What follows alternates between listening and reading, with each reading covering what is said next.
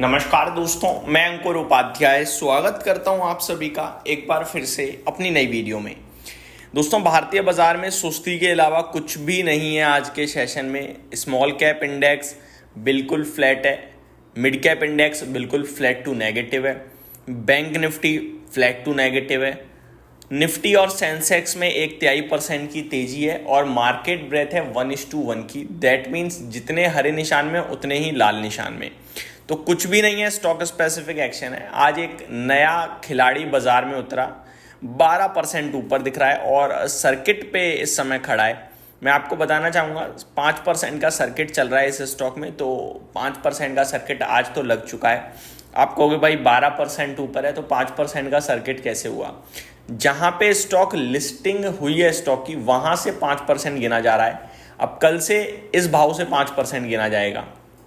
T2 trade में चल रहा है शेयर। दैट मीन्स अगर आप जिस दिन खरीदोगे वो उस दिन आप बेच नहीं पाओगे और जिस दिन बेचोगे उस दिन खरीद नहीं पाओगे। तो ये आपको क्लियर होना चाहिए। आज स्टार परफॉर्मर है दोस्तों इन्फोसिस, 4.6% की तेजी है। अपने दम पर पूरे IT इंडेक्स को 2.5% ऊपर कर दिया है। IT इंडेक्स में एक भी ऐसा शेयर नहीं है जो लाल निशान में हो। आज 12 के 12 तेजी की तरफ भाग रहे हैं। कोफोर्ज में 2.5% की तेजी है। HCL टेक 2.25% ऊपर है। इन्फोसिस 4.5% से ज़्यादा की तेजी है। LTI माइंट्री 1.7% up. एमफेसिस 3% की तेजी। OFSS में 0.1% की तेजी है।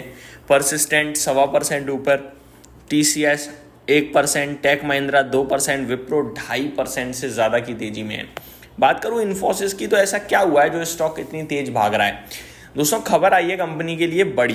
कंपनी ने कहा है कि कंपनी बोर्ड मीटिंग करने जा रही है 11 सितंबर को और इस बोर्ड मीटिंग में बायबैक को लेकर विचार करेगी। 3 साल बाद कंपनी दोबारा बायबैक करने जा रही है। मैं आपको बताना चाहूँगा कि IT कंपनियां जो है ना, ये लगातार बायबैक करती रहती हैं। निवेशकों को ये ऐसे ही पैसा बना के देती हैं और हमेशा इनका बायबैक जो है ज़्यादातर मतलब ऑलमोस्ट मोर देन 95% टाइम्स इनका बायबैक होता है टेंडर रूट से। अब टेंडर रूट क्या होता है? मैंने खरीद रखा है 1500 रुपये पे शेयर, कंपनी कहेगी 1650 रुपये पे मुझे बेच दो, सीधे सीधे आपका 150 रुपये प्रति शेयर का फ़ायदा हो जाएगा। बट ऐसा नहीं है कि पर शेयर हो जाएगा। आप जितने शेयर्स होते हैं सारे तो एक्सेप्ट करेगी नहीं कंपनी। एक लिमिट में कंपनी खरीद सकती है, वो एक रेशो आएगा, एक्सेप्टेंस रेशो आएगा, वो सब चीज़ें होंगी।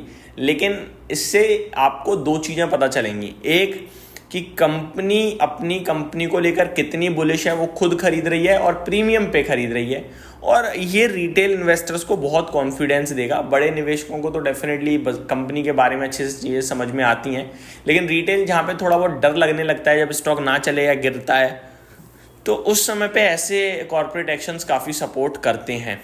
तो ये होगी आपके लिए इन्फोसिस के ऊपर बात। अब बढ़ते हैं दूसरे स्टॉक की तरफ।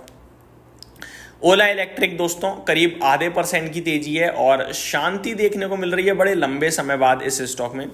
हालांकि अगर आप देखेंगे वॉल्यूम्स वगैरह तो वहाँ आज भी काफ़ी बड़ा एक्शन देखने को मिलेगा।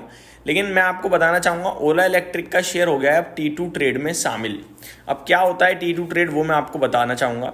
T2 ट्रेड दोस्तों होता है कि जो शेयर है ना आपका, वो वही जो आज मैंने रिसेंटली लिस्टेड IPO के लिए बताया कि आपको डिलीवरी में ही काम करना पड़ेगा, और अगर आपने बेच दिया और फिर आप आज ही खरीदना चाहते हो तो खरीद नहीं पाओगे।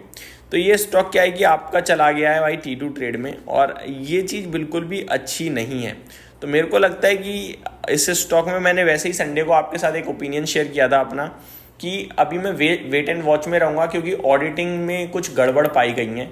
बट स्टॉक मंडे के सेशन में बिल्कुल भी नर्वस नहीं था। इनफैक्ट दिन के दौरान 64 रुपये तक भी गया और फिर वापस से नीचे गिरकर फ्लैट टाइप बंद हुआ था।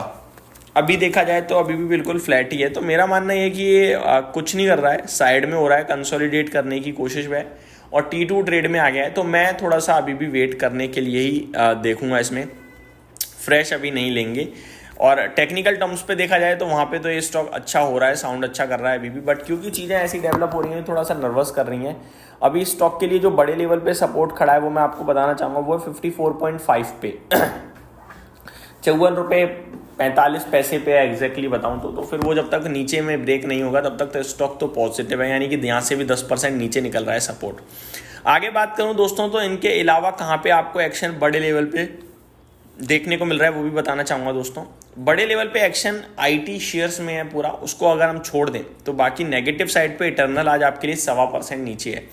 इटर्नल की बात करें दोस्तों तो वॉल्यूम्स तो यहाँ भी अच्छे खासे ट्रेड हो गए हैं, 1 करोड़ शेयर्स में करीब करीब सौदा हो गया। बट आई थिंक हुआ कब है ये, क्योंकि आप अगर नोटिस करें आज इस किसी भी स्टॉक में ना बड़े लेवल पे टर्नओवर नहीं है, लेकिन स्टॉक्स देखो ओला इलेक्ट्रिक 2.5 करोड़ शेयर्स का सौदा दिखा रहा है और इंटरनल में 1 करोड़ का सौदा दिख रहा है। तो ये हो कहाँ रहा है, कौन सी विंडो पे हो रहा है, प्री ओपनिंग में हो रहा है, कहाँ हो रहा है, पता नहीं चल पा रहा।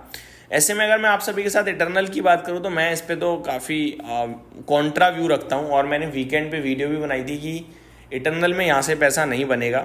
हाँ वो बात अलग है, आप 325 से 350 या 60 हो जाए और आप कहते हो पैसा बन गया, तो मेरा व्यू वो नहीं है। मेरा व्यू है कि यहाँ से डबल होने के लिए बहुत कुछ करना होगा स्टॉक को, और इसके अपेक्षा बाकी कंपनियों में बहुत स्कोप है, जो मैंने आपके साथ अपना व्यू शेयर किया है। वैल्यूएशन टर्म्स में 1060 के मल्टीपल्स पे ये स्टॉक ट्रेड कर रहा है, तो क्या ही पैसा बना पाओगे आप।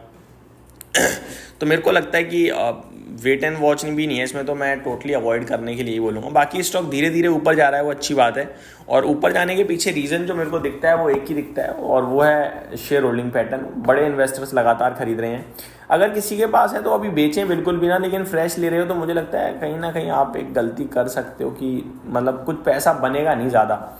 इस बीच में स्टॉक के लिए जो सपोर्ट लेवल है वो 318 रुपये का, और अभी 325 ट्रेड कर रहा है। तो जब तक 318 के ऊपर है तब तक मुझे लगता है पॉजिटिव ही रहना चाहिए। 318 के नीचे सावधानी बरतेंगे। यहीं समाप्त करता हूँ आप इस वीडियो को। उम्मीद करता हूँ डिटेल्स आप सभी को पसंद आई होंगी। Thank you so much for watching this video. Have a great day guys.